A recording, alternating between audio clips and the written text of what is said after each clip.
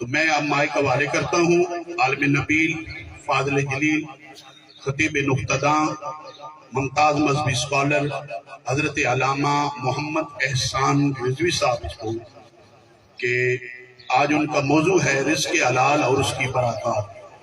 کون سا موضوع ہے؟ رزق حلال اور اس کی برکات۔ وہ ہم سے مخاطب ہوتے ہیں۔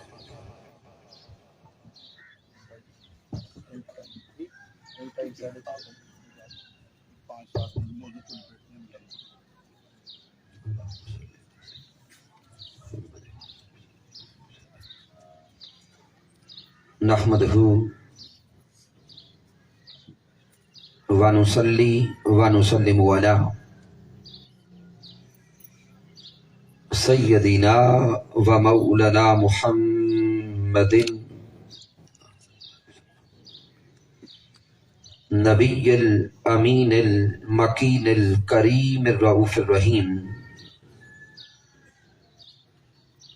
اما بعد فاعوذ باللہ من الشیطان الرجیم۔ بسم اللہ الرحمن الرحیم۔ قال اللہ تبارک و تعالی فی القرآن المجید یا ایہا الناس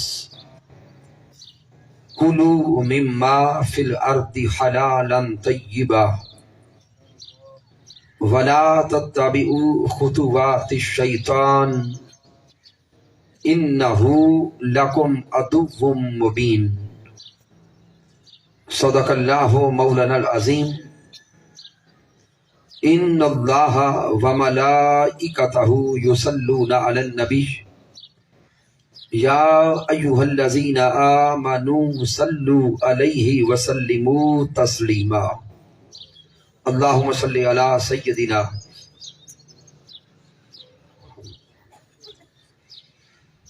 اللہ رب العزت کی توفیق سے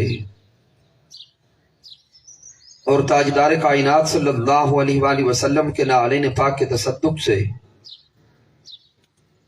5 روزہ دروس عرفان القرآن کی آج 5ویں اور آخری نشست میں ہم حاضر ہیں۔ رمضان المبارک کی ان پر نور ساعتوں میں ان 5 روزہ دروس عرفان القرآن کے انعقاد پر مبارکباد پیش کرتا ہوں تحریک منہاج القرآن کے جمیع قائدین و کارکنان کو، بالخصوص جناب محترم الحاج محمد اصغر چودھری صاحب صدر تحریک منہاج القرآن ڈسٹرکٹ پنڈ دادر خان، تحصیل پنڈ دادر خان، جناب محترم ذوالفقار علی چشتی صاحب سینئر رہنما تحریک منہاج القرآن، جناب محترم پیر ابرار حسین شاہ صاحب صدر پاکستان عوامی تحریک، آج کی بزم کے ہمارے مہمان خصوصی جناب محترم کرنل علی رضا صاحب تحریک منہاج القرآن کے جملہ قائدین و کارکنان، پاکستان عوامی تحریک، منہاج القرآن یوتھ لیگ، مصطفی اسٹوڈنٹس موومنٹ کے جمیع طلباء اور بالخصوص منہاج القرآن ویمن لیگ کی مائیں، بہنیں اور بیٹیاں کہ جن کی کاوشوں سے، محنت سے یہ 5 روزہ دروس عرفان القرآن منعقد ہو رہے ہیں۔ رب کائنات کی بارگاہ اقدس میں دعا کرتے ہیں کہ مالک کائنات ہم سب کی اس کاوش کو اپنی بارگاہ اقدس میں قبول فرمائے۔ تو سامعین محترم، جس طرح آپ نے آج کا موضوع، اس کا عنوان سنا کہ رزق حلال اور اس کی برکات، جب یہ ٹائٹل آپ لوگ سنتے ہیں تو یقیناً ذہن میں ایک پہلا سوال اٹھتا ہوگا کہ رمضان کی ان ساعتوں میں تحریک منہاج القرآن کے پلیٹ فارم سے رزق حلال اور اس کی برکات، اس موضوع کو بیان کرنے کی ضرورت اور اہمیت کیا ہے؟ اس کی آواز تو سامعین محترم، اگر ہم اپنے معاشرے پہ نگاہ ڈالیں تو اس معاشرہ میں 90% سے زائد گھروں کے اندر کئی قسم کی پریشانیاں نظر آتی ہیں. ہر انسان مختلف شکایات اور شکوے کرتا ہوا نظر آتا ہے. کسی کی زبان پر بے برکتی کا شکوہ ہے تو کوئی اولاد کی نافرمانی کا رونا روتا نظر آتا ہے. کوئی مختلف دکھوں، مصیبتوں اور پریشانیوں، بیماریوں میں گرا ہے تو کوئی رب کی بارگاہ میں دعاؤں کے قبول نہ ہونے کا شکوہ کرتا نظر آتا ہے. سامعین محترم، اگر ان ساری بیماریوں کا راز دیکھیں، سبب دیکھیں، اولاد کی نافرمانی کے سبب کو دیکھیں، بے برکتی کے اسباب کو دیکھیں، ان دکھوں کے ذرائع کو دیکھیں تو سامعین محترم آپ کو اس کے پیچھے کئی اسباب تو نظر آئیں گے، لیکن ایک سب سے بڑا سبب یہ ہے کہ اس دور میں ہمارا رزق پاک نہ رہا، ہمارا رزق حلال نہ رہا، ہمارا رزق طیب نہ رہا. جب سے ہمارا رزق حلال نہ رہا، طیب نہ رہا، جائز ذرائع سے حاصل نہ کرتے رہے تو اس کے اسباب یہ نکلے کہ آج یہ معاشرہ دگرگوں نظر آتا ہے، بیماریوں کا شکار نظر آتا ہے، دکھوں کا شکار نظر آتا ہے. کوئی بے برکتی کا شکوہ کرتا ہے، کوئی اولاد کی نافرمانی کا شکوہ کرتا ہے. اگر ہم اپنا رزق حلال کر لیں، طیب کر لیں، اولاد بھی فرما بردار ہو جائے گی، ہر گھر میں برکت بھی رب کی بارگاہ سے اتر آئے گی. آئیے قرآن و حدیث کی روشنی میں اس موضوع کو سمجھنے کی کوشش کریں. مالک کائنات نے سورۃ البقرہ کی آیا کریمہ نمبر 168 میں ارشاد فرمایا، یا ایھا الناس کلوا مما فی الارض حلالا طیبا. رب کائنات جمی انسانیت سے خطاب کر رہا ہے. اے گروہ انسانیت، اللہ کے کلام کو غور سے سنو. رب کائنات فقط ایمان والوں سے خطاب نہیں کر رہا بلکہ ابتدا سے لے کر انتہا تک جس کو اللہ رب العزت نے انسان بنا کے بھیجا ہے اور قیامت تک جو انسان آنے والے ہیں وہ مولا ہر انسان سے خطاب کر رہا ہے. یا ایھا الناس کلوا مما فی الارض حلالا طیبا. اے انسانوں، تم پر رب کائنات کی طرف سے یہ حکم ہے کہ جب بھی کوئی لقمہ کھاؤ، جب کوئی لقمہ حلق سے نیچے اتارو اور پیٹ تک پہنچانے لگو تو پہلے سوچا کرو حلالا طیبا کہ وہ لقمہ حلال کا ہے یا حرام کا ہے. اللہ رب العزت کے فرمان پہ غور کریں. رب کائنات فرما رہا ہے حلالا طیبا کہ جب بھی کوئی لقمہ کھاؤ تو یہ سوچ لیا کرو، یہ تحقیق کر لیا کرو کہ وہ لقمہ حلال اور طیب ہے یا نہیں ہے. پھر آگے غور کریں. رب کائنات فرما رہا ہے وَلَا تَتَّبِعُوا خُطُوَاتِ الشَّيْطَانِ، اور شیطان کی پیروی نہ کرو. تو گویا رب کائنات اس مقام پہ دو راستے انسان کو دے رہا ہے. ایک راستہ رحمان کا ہے، دوسرا راستہ خطوات الشیطان، شیطان کا ہے. مالک کائنات جمی انسانوں سے فرما رہا ہے اے انسانوں، تجھے میں نے خلق کیا، اس دنیا میں بھیجا، تمہیں شکل و صورت حسین عطا کر دی. اب دنیا میں پہنچے ہو، تمہارے سامنے دو راستے ہیں، ایک حلال کا راستہ، طیب کا راستہ جو رحمان کا ہے، پھر حرام کا راستہ جو شیطان کا ہے. اب یہ تمہاری مرضی، ایک طرف رحمان ہے ایک طرف شیطان ہے. وَلَا تَتَّبِعُوا خُطُوَاتِ الشَّيْطَانِ، ارے حلال کھا کر رحمان کے راستے پہ چلو، اگر حرام کھاؤ گے تو وہ راستہ شیطان کا ہوگا. آئیے درس عرفان القرآن پہ بیٹھ کر اپنے رزق کے حوالے سے غور و فکر کر کے یہ فیصلہ کر کے جائیں کہ ہم رحمان کے راستے پہ چلنا چاہتے ہیں یا شیطان کے راستے پر. اگلے الفاظ پہ غور کریں. وہ مولا فرما رہا ہے انہو لکم عدو مبین، بے شک شیطان تمہارا کھلا دشمن ہے. اب غور کریں، وہ شیطان جو انسان کا دشمن ہے، وہ شیطان کبھی نہ چاہے گا کہ انسان اللہ کا قرب پالے. شیطان کبھی نہ چاہے گا کہ انسان اللہ کی معرفت پالے. شیطان انسان کو ہمیشہ اللہ سے دور کرنا چاہتا ہے، برائی کے راستے پہ لگانا چاہتا ہے. آئیے ہم رزق حلال کھا کر، طیب کھا کر، جائز ذرائع سے رزق حاصل کر کے اللہ کی معرفت بھی حاصل کریں، اس اللہ کا قرب بھی حاصل کریں. پھر مالک کائنات نے قرآن مجید میں کئی مقامات پر رزق حلال کی اہمیت کو بیان کیا. سورۃ النحل کی آیہ کریمہ نمبر 114 میں اللہ نے فرمایا فَكُلُوا مِمَّا رَزَقَكُمُ اللَّهُ حَلَالًا طَيِّبًا. اللہ رب العزت فرما رہا ہے فَكُلُوا مِمَّا رَزَقَكُمُ اللَّهُ حَلَالًا طَيِّبًا، وہ رزق جو اللہ نے تمہیں حلال اور طیب دیا ہے اس میں سے کھاؤ. جو اللہ نے تمہیں حلال اور اونچا بولیں گے طیب عطا کیا ہے اس میں سے کھاؤ. جہاں پہ میں وقت بچاتے ہوئے رزقکم اللہ کے الفاظ پہ توجہ چاہتا ہوں، وہ رزق جو تمہیں اللہ نے عطا کیا.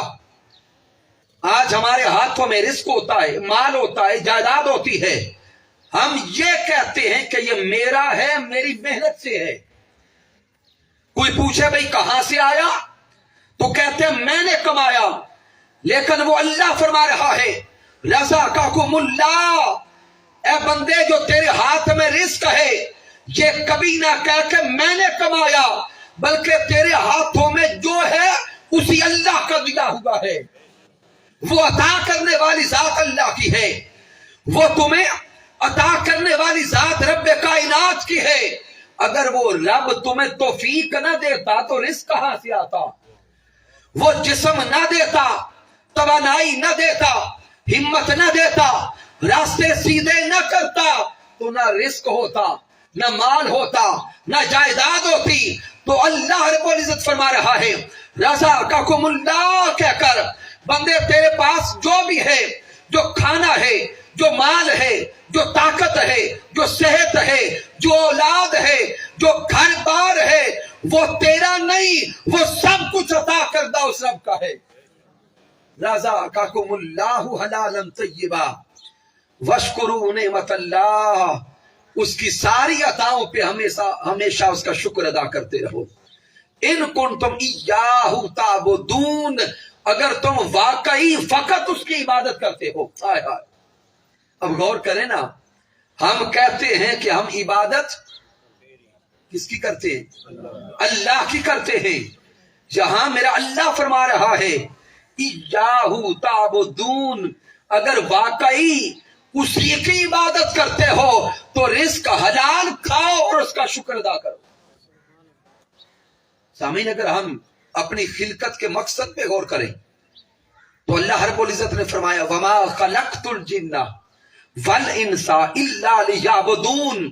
اللہ فرماتا ہے انسان تیرے پیدا کرنے کا مقصد کیا ہے؟ عبادت. کیا ہے؟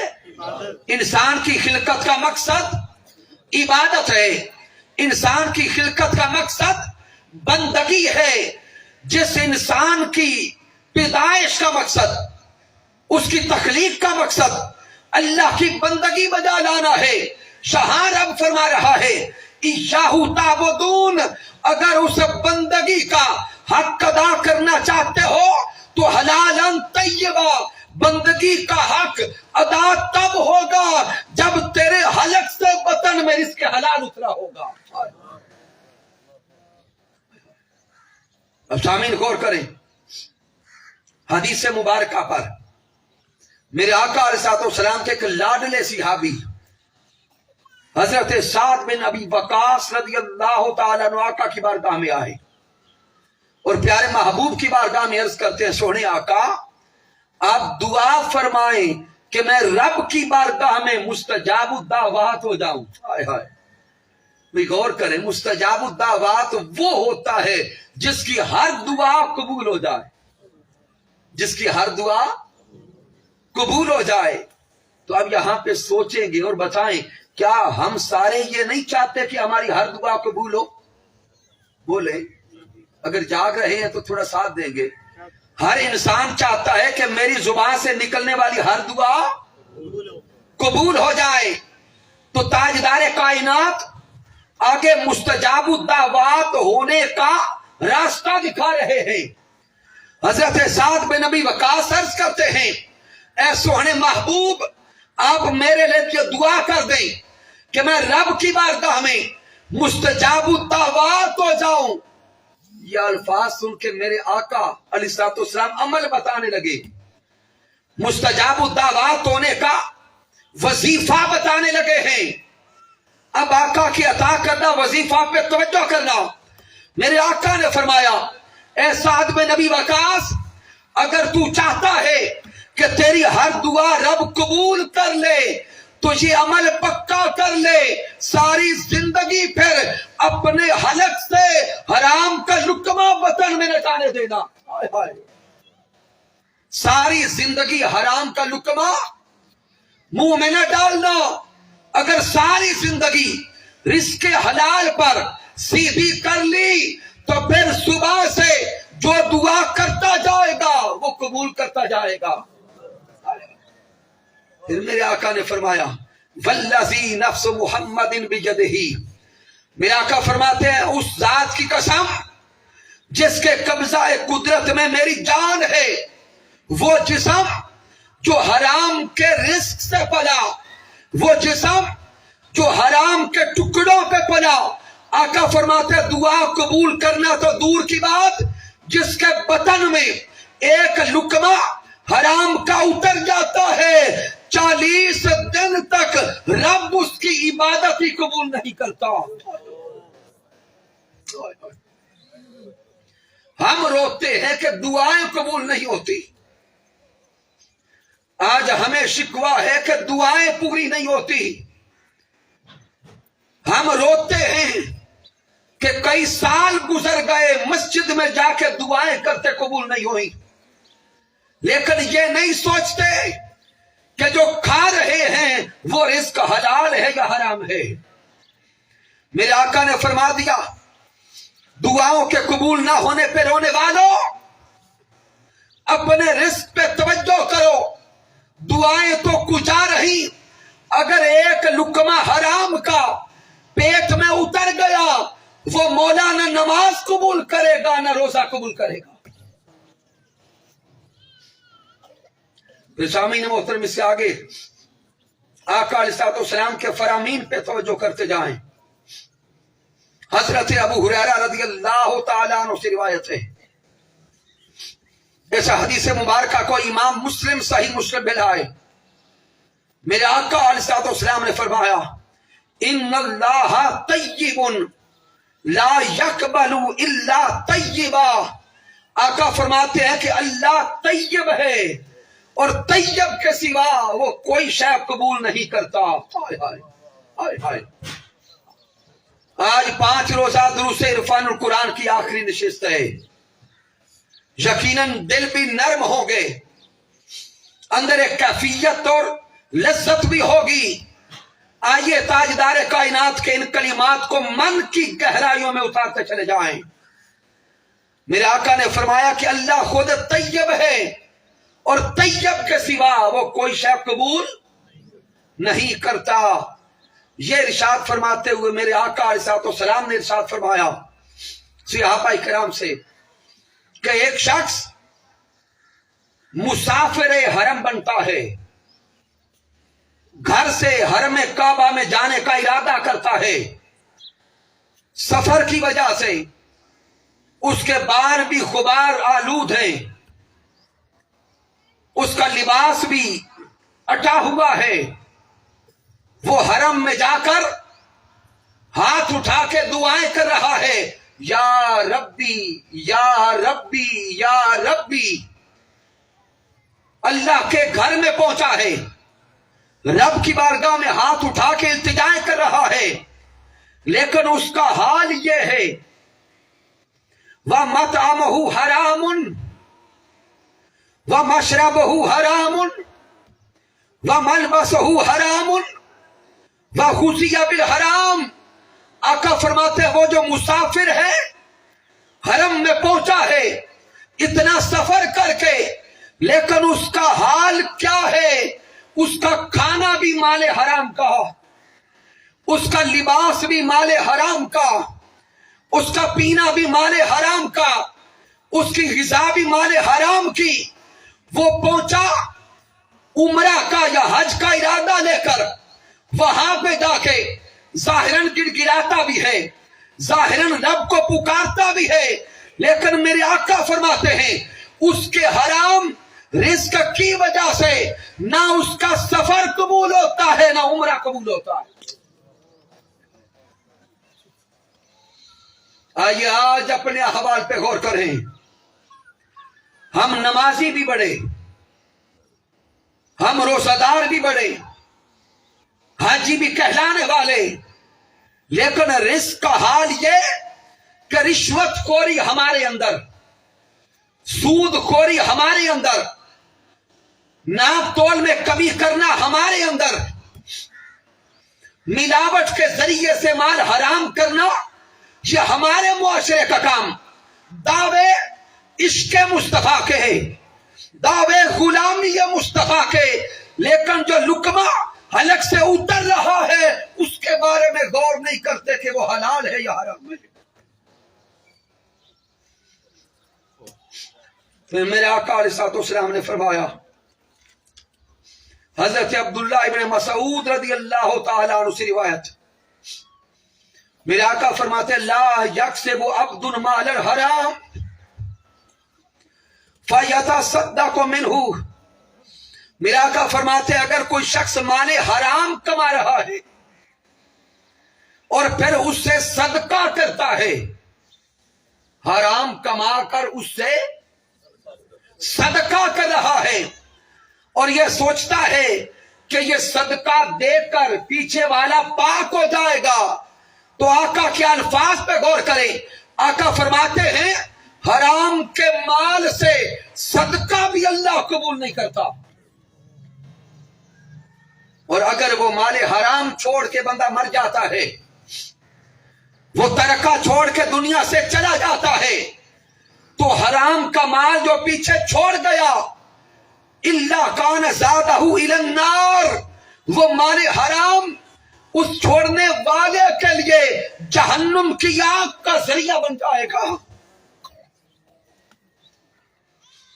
پھر آقا علیہ الصلوۃ والسلام نے فرمایا کہ بندے تو سوچتا ہے کہ میں یہ حرام مال صدقہ کر کے گناہ بخشوا لوں گا؟ آقا فرماتے لا یمحو السیئہ بالسیئہ، اللہ کا یہ اصول نہیں کہ وہ برائی کے ذریعے برائی مٹھائے، بلکہ اللہ کا اصول یہ ہے وَلَٰكِن يَمْحُو السَّيِّئَ بِالْحَسَنِ، اس کا تو طریقہ یہ ہے وہ اچھائی کے ذریعے برائی کو مٹاتا ہے۔ تو سامعین اب انسان سوچے گا کہ مالک کائنات اگر حرام کے ذرائع سارے بند ہو گئے تو اب رزق حلال کیسے ہوگا، رزق اعلیٰ کیسے ہوگا؟ تو یہ سوال صحابہ نے پیارے آقا علیہ الصلوۃ والسلام سے کیا۔ حضرت رافع بن خدیج رضی اللہ تعالیٰ عنہ سے روایت، امام احمد بن حنبل المسند میں لائے، میرے آقا علیہ الصلوۃ والسلام سے سوال کیا گیا ای الکسب اطیب، حضور اب ہمیں بتائیں نا کون سا مال اعلیٰ اور طیب ہے؟ میرے آقا نے کوئی سوال تشنا نہیں چھوڑا۔ آقا سے پوچھا گیا ای الکسب اطیب، حضور بتائیں کون سا مال؟ بولے طیب ہے، کون سا مال پاک ہے؟ میرے آقا جواب دیتے ہیں عمل رجل بیدہ، وہ مال جو کوئی شخص اپنے ہاتھوں سے محنت کر کے کماتا ہے وہ سب سے اعلیٰ ہے، وہ طیب بھی ہے، وہ حلال بھی ہے۔ اب اس کے بعد میں اختصار کے ساتھ چند آیات احادیث دیتا جا رہا ہوں۔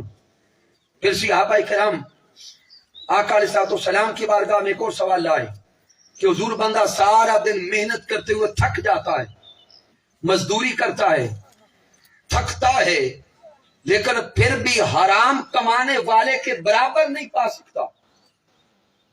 دیکھنا جو حرام ذرائع ہیں وقت کم لگتا ہے، محنت کم لگتی ہے اور مال زیادہ آتا ہے۔ دوسری طرف حلال کمانے کے لیے مزدوری ہے، محنت ہے، جد و جہد ہے، ممکن ہے کہ وہ حرام والے کے برابر نہ پا سکے اور بندہ بھی تھک جائے۔ تو میرے آقا علیہ الصلوۃ والسلام کی حدیث پہ غور کریں۔ میرے آقا نے فرمایا من امسا قعلا، وہ شخص جس نے رات یا شام تھکے ہوئے کی، من امسا قعلا عمل یدہی، وہ شخص جو مزدوری کرتے ہوئے، ہاتھ سے محنت کرتے ہوئے سارا دن جد و جہد کرتا رہا اور شام تک تھک گیا، وہ تو ممکن ہے شکوہ کرے مولا سارے دن محنت کرتے ہوئے تھکا ہوں، جسم میں درد بھی ہے، ظاہراً نکاہت بھی ہے، کمزوری بھی ہے۔ اب آقا کے الفاظ پہ غور کریں۔ آقا فرماتے وہ شخص جو رزق حلال کے اصول کے لیے محنت کرتے کرتے تھک کر بستر پہ پہنچا، اس کی وہ شام تھکاوٹ نہیں ہے بلکہ امسا مغفور اللہ، رب کی بارگاہ سے اس کی وہ شام مغفرت لکھی جاتی ہے۔ کتنا کرم ہے اس کا۔ بندے نے رزق کمایا اولاد کے لیے، رزق کمایا اپنا پیٹ پالنے کے لیے، رزق حاصل کیا خاندان کی کفالت کے لیے، کام اس کا اپنا تھا، لیکن اللہ راضی کتنا ہوا۔ رب کائنات امسا مغفور اللہ، وہ تھکا تو تھا، اپنے لقمے حاصل کرنے کے لیے اللہ اتنا راضی ہوا وہ بستر پہ تھک کے گیا، فرشتوں کو اللہ نے فرمایا اس کے گناہ معاف کر کے شام مغفرت لکھو۔ پھر میرے آقا کے صحابی حضرت سعد بن معاذ رضی اللہ تعالیٰ عنہ ایک دن میرے محبوب کی بارگاہ میں آئے، تاجدار کائنات صلی اللہ علیہ وسلم سے مصافحہ کیا۔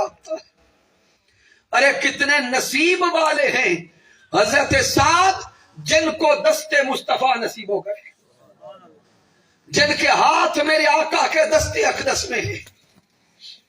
جب آقا نے حضرت سعد کے ہاتھوں کو دیکھا تو حضرت سعد کے ہاتھوں میں سختی تھی، کھردرا پن تھا۔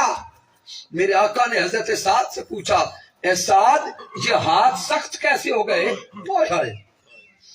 ہاتھوں میں یہ کھردرا پن کیسے آ گیا؟ تو حضرت سعد عرض کرتے ہیں حضور اپنی اولاد کے لیے رزق حلال کمانے کے لیے بیلچہ چلاتا ہوں۔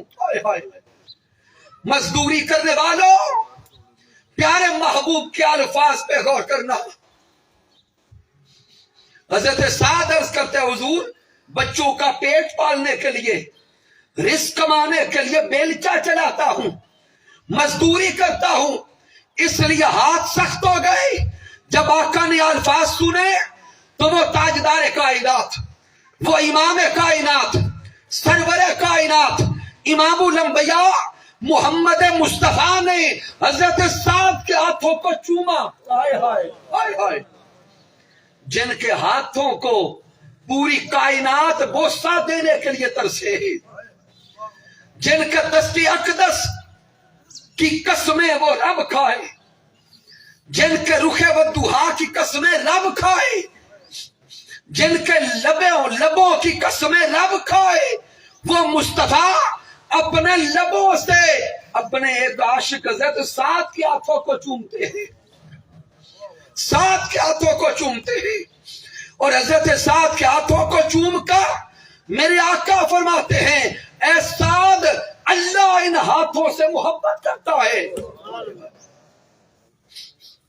اللہ ان ہاتھوں سے محبت کرتا ہے. پھر میرے آقا نے فرمایا القاسب حبیب اللہ، جو محنت کرتا ہے، مزدوری کرتا ہے، رزق حلال کماتا ہے، وہ اللہ کا حبیب ہوتا ہے. اللہ کی بارگاہ میں رزق حلال کی اتنی اہمیت ہے. پھر سامعین، آخری حدیث پاک دے کر گفتگو کے اگلے حصے کی طرف بڑھتا ہوں. میرے آقا علیہ الصلوۃ والسلام نے فرمایا کہ جب قیامت کا دن ہوگا، اللہ کی بارگاہ میں پیشی ہوگی، جب تک کوئی شخص 5 سوالوں کے جواب نہ دے لے، اس وقت تک اللہ کی بارگاہ سے وہ نہ ہٹ سکے گا.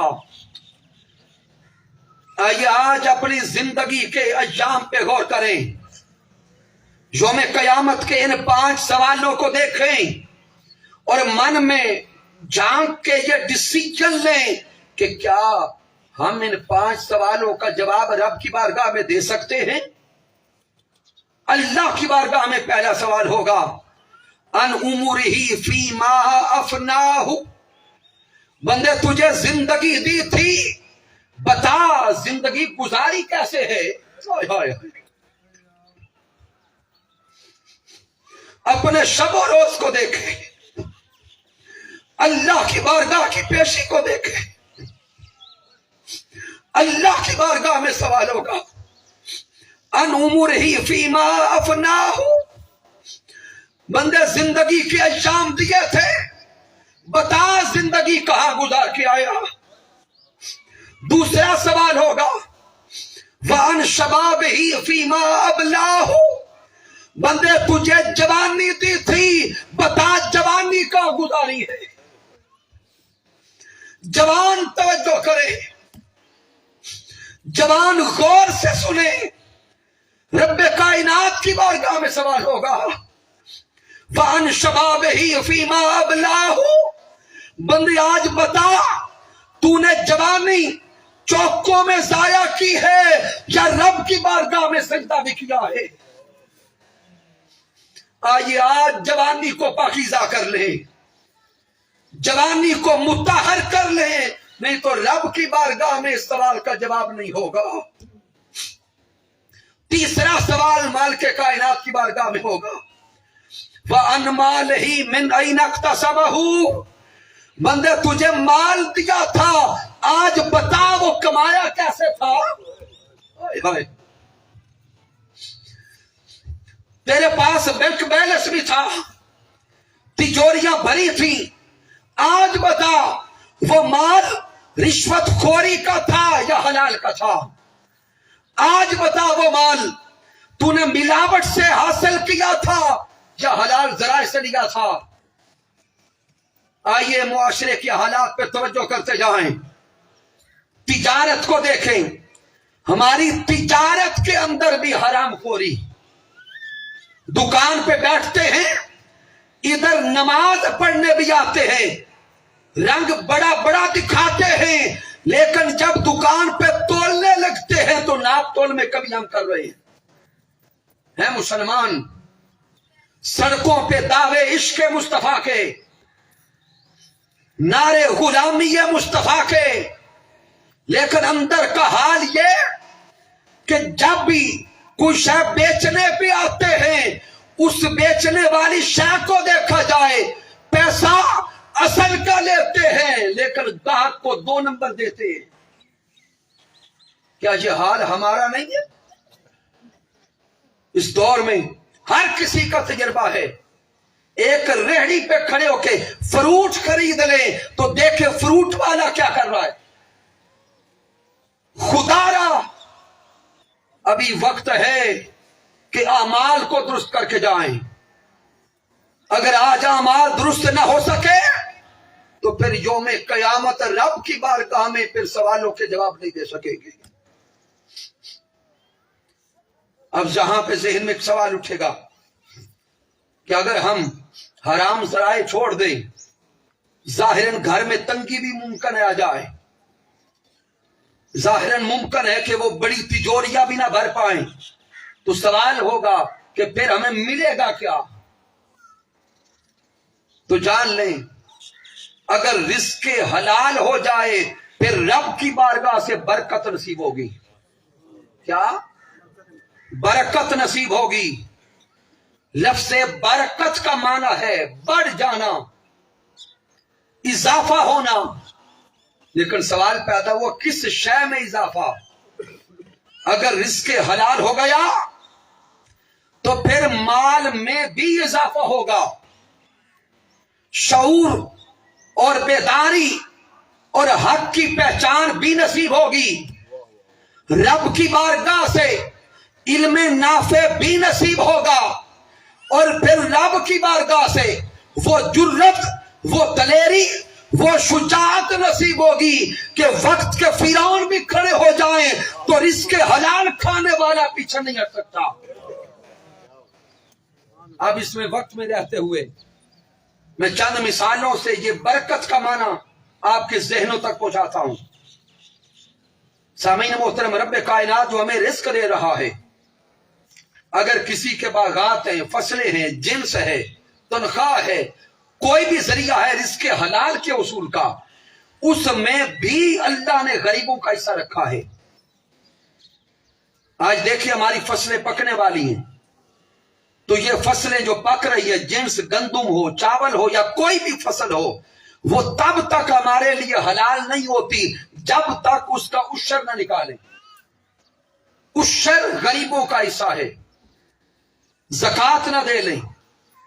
تو اسی کی طرف اشارہ کرتے ہوئے رب کائنات نے قرآن مجید فرقان حمید سورۃ القلم کی آیا کریمہ نمبر 17 سے لے کے 28 تک اللہ نے ایک واقعہ بیان کیا. یہ 29واں پارہ ہے، سورۃ القلم ہے.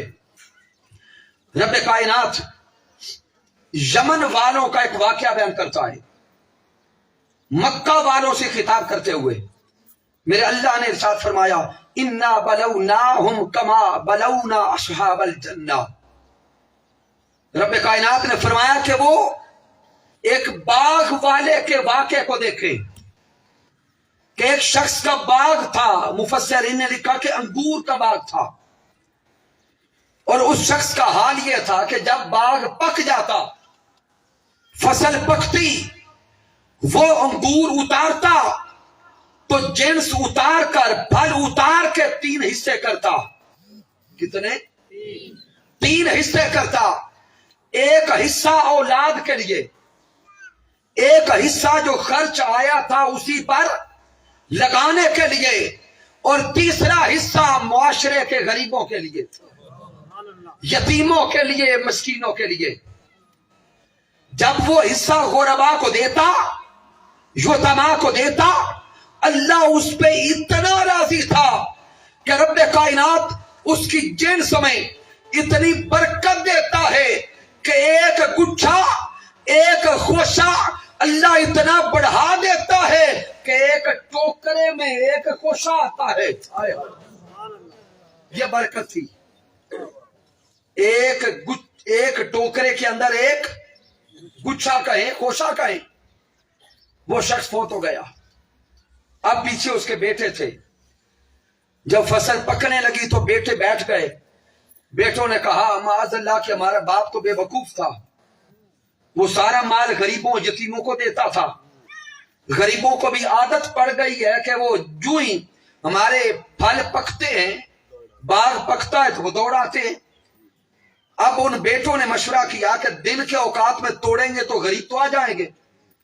انہوں نے کہا کہ ہم صبح سویرے منہ اندھیرے باغ میں جائیں گے، پھل توڑیں گے، غریبوں کو ایک دانہ نہیں دیں گے، غریبوں کے اٹھنے سے پہلے پہلے ساری جنس اتار کے منڈی میں پہنچائیں گے. یہ ارادہ کر لیا. اب جب وہ یہ ارادہ کر کے سو گئے، اب میرا اللہ قرآن مجید میں فرماتا ہے فطاف علیہا طائف من ربک وہم نائمون.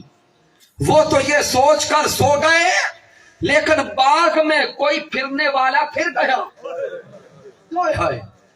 اللہ کا عذاب اتر آیا، اللہ کا عذاب اترا. فاصبحت کالصریم. ایک ایسی ہوا آئی जिस हवा से वो बाग सारे का सारा तबाह और बर्बाद हो गया। जब वो सुबह सवेरे उठकर एक दूसरे को आवाजें देते हुए बाग में पहुंचे तो बाग के मुकाम पे पहुंचे, न बाग था, न फसल थी, न जेंट्स थी। फिर रो के कहते हैं हम तो उजड़ गए, हम तो बर्बाद हो गए। ये मिसाल रब्बे कायनात ईमान वालों को समझा रहा है, मक्का वालों को समझा रहा है कि जिस तरह हमने उन बाग वालों को आजमाया था, ईमान वालों तुम भी आजमाए जा रहे हो। अगर आज अपनी फसलों से, अपने रिस्क से गरीबों को हिस्सा दोगे, वो कम नहीं होगा, रब इतनी बरकत डालेगा कि और बढ़ाता जाएगा, और बढ़ाता जाएगा। इसीलिए सामीन मोहतरम, ज़कात हो, उशर हो, ये गरीबों का हिस्सा है। जब तक हम दे नहीं लेते तब तक हमारा पीछे वाला माल हलाल नहीं होता। हलाल होता ही तब है जब यतीमों का हक उनको पहुंचा ले। और सवाल करेंगे अगर हमने गरीबों को बांट दिया तो मेरे पास क्या बचेगा? हम तो खुद कंगने हो जाएंगे। इस पे गौर करें। रब्बे कायनात सूरतुल बकरा में फरमाता है, अल्लाह रब्बुल इज्जत फरमा रहा है, मसलुल लज़ीना युनफिकूना अमवालहुम फी सबीलिल्लाह कमसली हब्बा। अल्लाह फरमाता है जो लोग अल्लाह की राह में खर्च करते हैं उनकी मिसाल यूं है जैसे एक दाना बो रहे हैं। हाय हाय, गौर करें पीछे तक सारे लोग।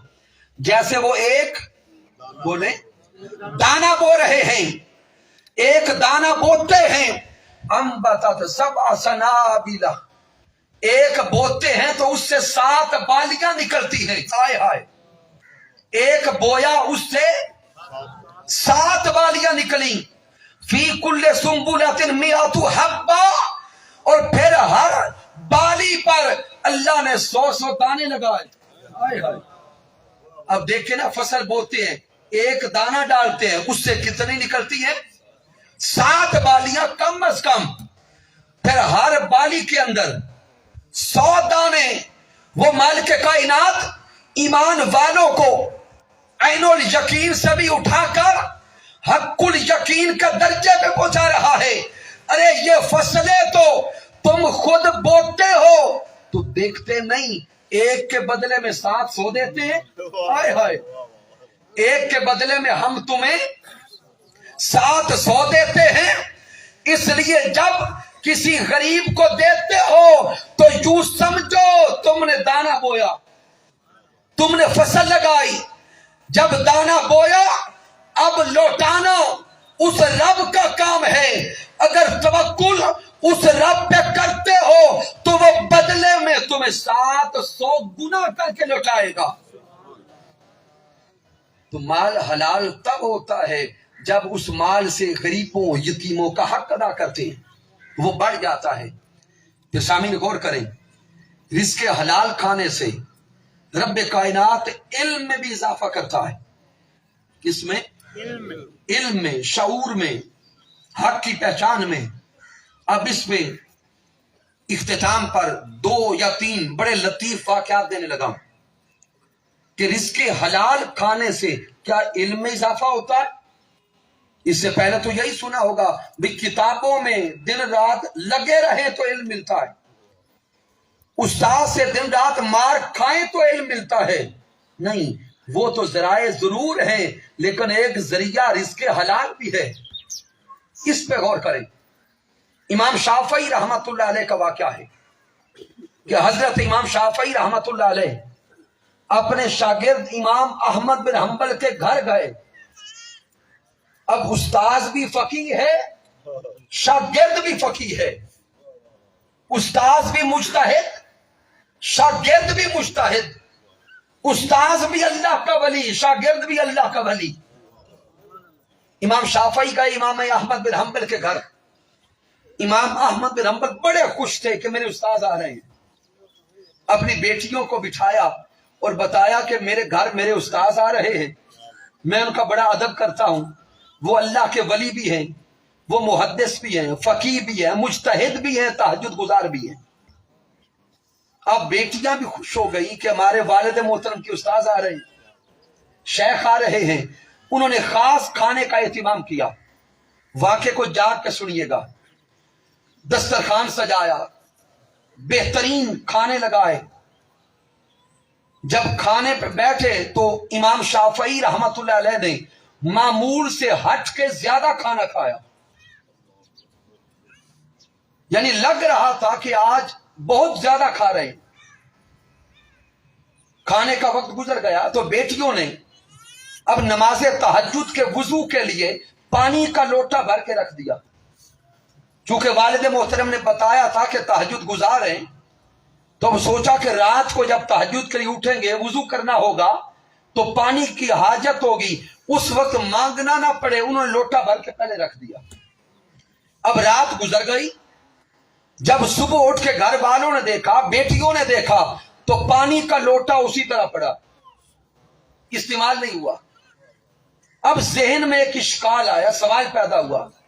اب بیٹیاں اپنے والد محترم امام احمد بن حنبل سے سوال کرتی ہیں کہ بابا جان، آپ نے تو کہا تھا میرے استاذ اللہ کے ولی ہیں، توجہ کرنا، میرے استاذ اللہ کے ولی ہیں، اور ولی تو زیادہ کھانا نہیں کھاتے، وہ قلیل الطعام ہوتے ہیں، تو آپ کے استاذ نے کھانا بھی بہت زیادہ کھایا۔ پھر آپ نے بتایا تھا کہ وہ تہجد گزار ہیں، تو ہم نے لوٹا رکھا تھا وضو کے لیے، تو انہوں نے نہ تو رات کو اٹھ کے وضو کیا، جب وضو نہیں کیا تو پھر تہجد بھی نہیں پڑھی۔ تو آپ کہتے تھے وہ مجتہد ہیں، ولی ہیں، تہجد گزار ہیں، یہ چیزیں ہمیں نظر نہیں آئیں۔ امام احمد بن حنبل اٹھ کے گئے اپنے استاذ محترم کے پاس، امام شافعی سے جا کے سوال کرتے ہیں کہ قبلہ استاذ محترم، میری بیٹیاں یہ سوال کر رہی ہیں، اس کے جواب دے کے جائیں۔ اب امام شافعی کے جواب پہ غور کرنا کہ زیادہ کھانا کیوں کھایا۔ امام شافعی فرماتے ہیں کہ جب میں کھانا کھا رہا تھا، مجھے علم تھا کہ میں فقیہ کا گھر ہوں، اللہ کے ولی کا گھر ہوں، محدث عصر کے گھر ہوں۔ کھانے کا حال مجھے بتا رہا تھا کہ ایک ایک لقمہ حلال کا ہے، یہاں ایک ایک لقمہ حلال کا ہے، تو کھانا روٹین سے ہٹ کر زیادہ کھایا، یہ سوچ کر کہ رزق حلال کی یہ برکت ہوتی ہے کہ اس سے تھکاوٹ بھی دور ہوتی ہے، پردے اٹھتے ہیں اور اس کا قرب نصیب ہوتا ہے، اس لیے کھانا زیادہ کھایا۔ تو اب جب کھانا زیادہ کھا لیا تو اس حلال کھانے کی برکت سے سفر تو بڑا کر کے آیا تھا، تھکاوٹ دور ہو گئی۔ کس شے سے؟ اونچا بولیں، حلال کھانے سے تھکاوٹ دور ہو گئی، سستی جاتی رہی، نیند اڑ گئی۔ میں ساری رات سویا نہیں، ساری رات اللہ کے قرآن میں غوطہ زن رہا، ساری رات اللہ کے قرآن میں غوطہ زن رہا، اور ساری رات فقط ایک آیت کریمہ پہ غور کرتا رہا۔ ہائے ہائے، کتنی؟ ایک آیت کریمہ پہ تفکر کرتا رہا، تدبر کرتا رہا، سوچ بچار کرتا رہا، اور رزق حلال کی برکت یہ نصیب ہوئی کہ صبح تک ایک آیت کریمہ سے میں نے 72 مسئلے حل کیے ہیں۔ ہائے ہائے، اس رزق حلال سے صبح تک 72 مسئلے حل کیے۔ پھر چونکہ ساری رات سویا نہیں، اللہ کے قرآن میں غوطہ زن رہا، علم لیتا رہا، پردے اٹھتے رہے، فہم آتا رہا، اس کا قرب نصیب ہوتا رہا، تو جب ساری رات سویا نہیں تو تہجد کے لیے وضو کی عادت نہیں تھی، اس لیے وضو نہیں کیا۔ تو میں نے عشاء کے وضو سے ساری رات اللہ کا قرآن بھی پڑھا، تہجد بھی پڑھی، نماز فجر بھی اسی وضو سے پڑھی ہے۔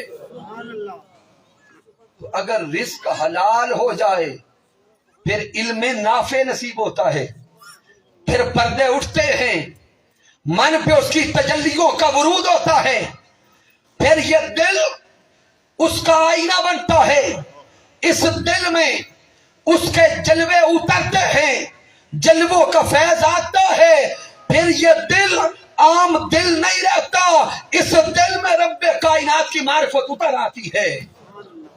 اگر رزق حلال ہو، سامعین محترم، اسی رزق حلال سے بندے کو جرت نصیب ہوتی ہے، بہادری نصیب ہوتی ہے، دلیری نصیب ہوتی ہے۔ اس پہ بڑا ایک اہم واقعہ عرض کرنے لگا ہوں کہ یہ دور ہے امیر عبد الرحمان کا۔ امیر عبد الرحمان یہ اپنے دور کا ایک ولی عہد ہے، دین اسلام کے مجاہد ہیں۔ انہوں نے اپنے بیٹے کو، یہ افغانستان کے علاقہ کے رہنے والے، اپنے بیٹے کو سپہ سالار بنایا اور بیٹے کو کفار کے خلاف جنگ لڑنے کے لیے بھیج دیا۔ کیا کیا؟ جنگ پہ بھیج دیا۔ جب حضرت امیر عبد الرحمان کا بیٹا جنگ پہ چلا گیا، کچھ دنوں بعد ایک خبر آئی کہ دشمن نے حملہ کیا ہے اور امیر عبد الرحمان کا بیٹا پشت دکھا کے بھاگ گیا۔ باپ تھا، باپ مان گیا کہ پہلی بار بیٹا گیا ہے، ممکن ایسا ہو گیا ہو۔ امیر عبد الرحمان نے یہ بات اپنے بیٹے کی ماں یعنی اپنی زوجہ کو بتائی تو اس ماں نے کہا کہ میرا بیٹا پیٹھ دکھا کے نہیں بھاگ سکتا۔ اب ماں تھی، امیر عبد الرحمان نے کہا کہ ماں ہے، وہ ماں کے جذبات ہو سکتے ہیں، بات نہ مانی۔ لیکن 2 دنوں بعد پھر خبر آئی کہ پہلی خبر جھوٹی تھی۔ آپ کا بیٹا جرت سے لڑا، دین اسلام کے لیے، دین متین کے لیے بھاگا نہیں بلکہ اس کو فتح نصیب ہوئی۔ اب وہ دوبارہ خبر لے کے اس کی ماں کے پاس آئے، آ کے بتایا کہ پہلی خبر جھوٹی تھی، سچ یہ ہے کہ تیرا بیٹا فتح یاب ہو گیا۔ لیکن امیر عبد الرحمان نے اپنی زوجہ سے کہا کہ میرے ذہن میں ایک سوال آ گیا کہ میں نے تو مان لیا تھا بیٹا شکست کھا گیا، لیکن تو نے کہا کہ میرا بیٹا شکست نہیں کھا سکتا، اس یقین سے کہا بتا اس یقین کا راز کیا تھا؟ اس یقین کا راز کیا تھا؟ تو وہ امیر عبد الرحمان کی زوجہ کہتی ہیں یقین یہ تھا کہ میرا یہ بیٹا جب میرے بطن میں آیا میں نے اسی لمحے سے ارادہ کیا تھا کہ اس بیٹے کے لیے میں لقمے حلال کے کھاؤں گی۔ پہلے تو جو تھا سو تھا، لیکن اب ارادے میں پختگی آ گئی، ارادہ کیا کہ بیٹے کے لیے لقمے حلال کروں گی۔ پھر جب بیٹا پیدا ہو گیا تو ساری زندگی احتیاط کے ساتھ رزق حلال کھلاتی رہی، اس لیے مجھے یقین تھا جو حلال رزق کھا کے پلا ہو وہ پشت نہیں دکھاتا، وہ مر جاتا ہے، پیچھے نہیں ہٹا کرتا۔ اب سامعین محترم توجہ سے چند چیزوں پہ توجہ غور کرتے جائیں۔ ہم حضور غوث الاعظم شیخ عبد القادر جیلانی رضی اللہ تعالیٰ عنہ کے ماننے والے ہیں۔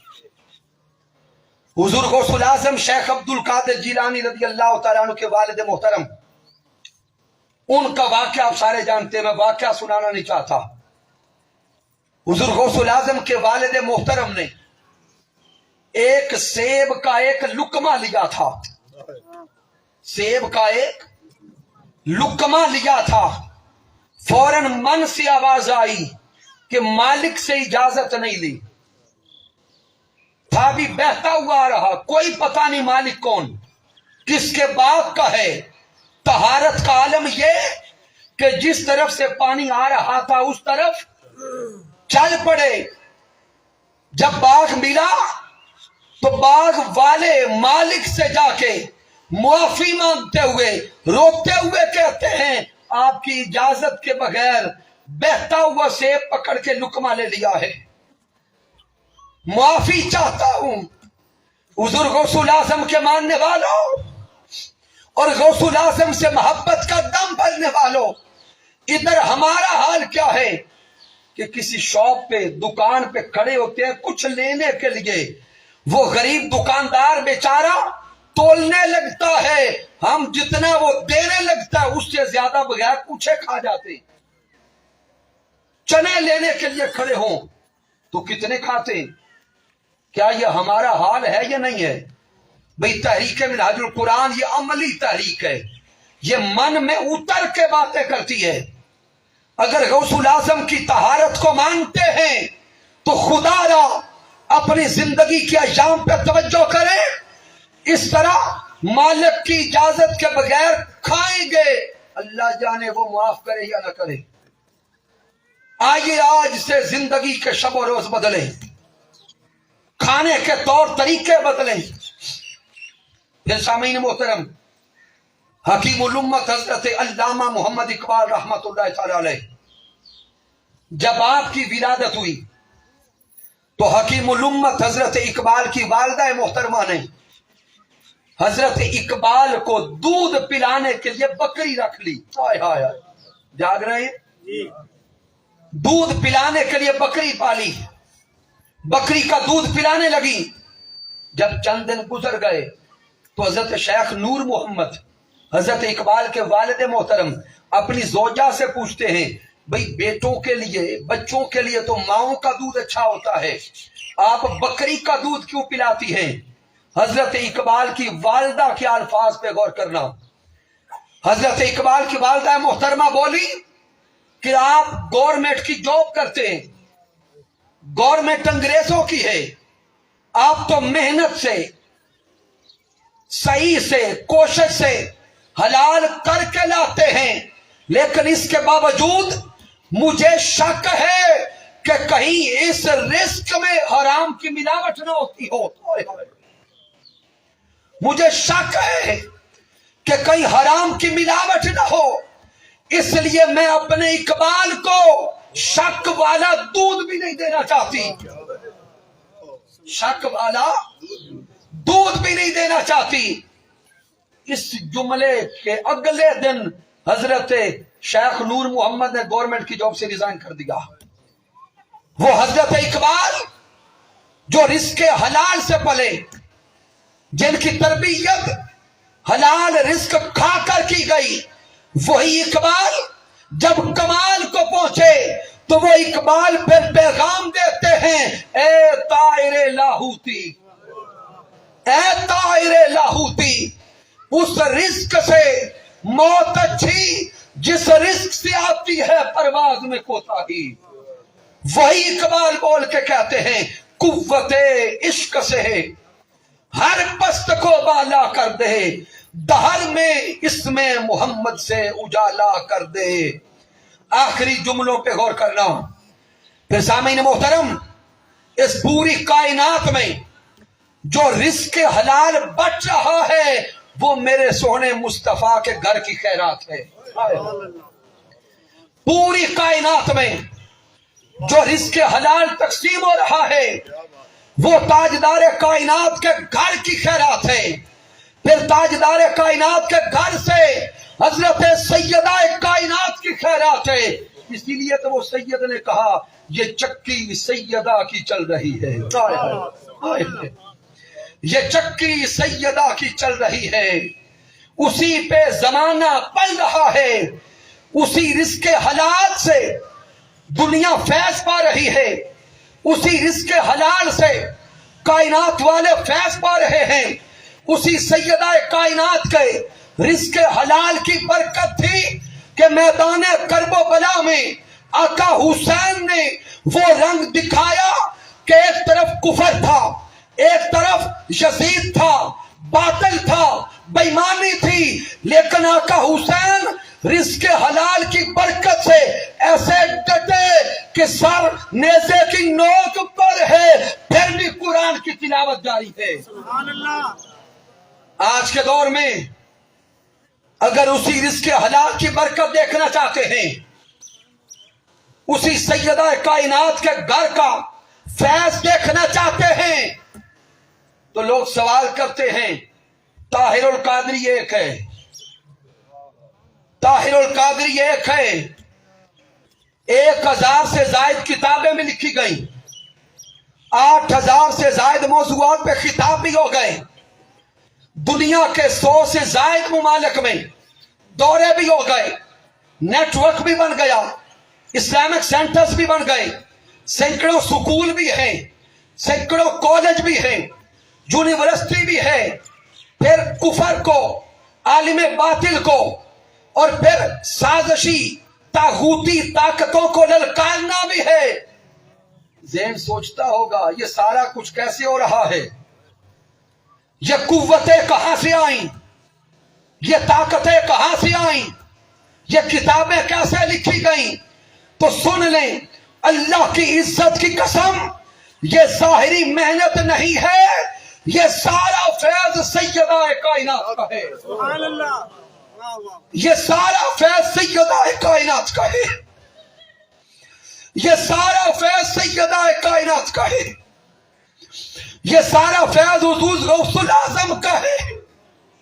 ये कुव्वतें भी वहां से आई, ताकतें भी वहां से आई, जुर्रतें भी वहां से आई, किताबें भी वहां से आई।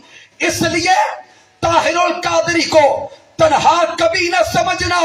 तुम ताहिरुल कादरी को कितने सालों से नीचा दिखाने की कोशिश करते रहे, लेकिन वो चिराग क्या बुझे जिसकी हिफाजत खुदा करे, जिसकी हिफाजत खुदा करे। तुम घटाते रहे, वो बढ़ाता रहा, तुम घटाने की कोशिशें करते रहे, सैयदा कायनात की चादर हिफाजत के लिए तड़ी रही, रब कायनात हिफाजत करता रहा। इसलिए इन 5 रोजा दुरूद इरफानुल कुरान में आने वालों, इसके लिए मेहनत करने वालों, जिद्दोजहद करने वालों, बिलखुसूस सैयदा कायनात की बांदियां, सैयदा कायनात से वालिहाना इश्क करने वाली बेटियां, आपको मुबारक हो, मुबारक हो। रब कायनात ने आपको सैयदा की नौकरी के लिए चुना है, खानदान मुस्तफा की नौकरी के लिए चुना है। इसलिए सामीन मोहतरम, तहरीक मिनहाजुल कुरान का पैगाम लेते हुए तहरीक मिनहाजुल कुरान की रफाकत ले, इसकी संगत में आए, माइयत में आए।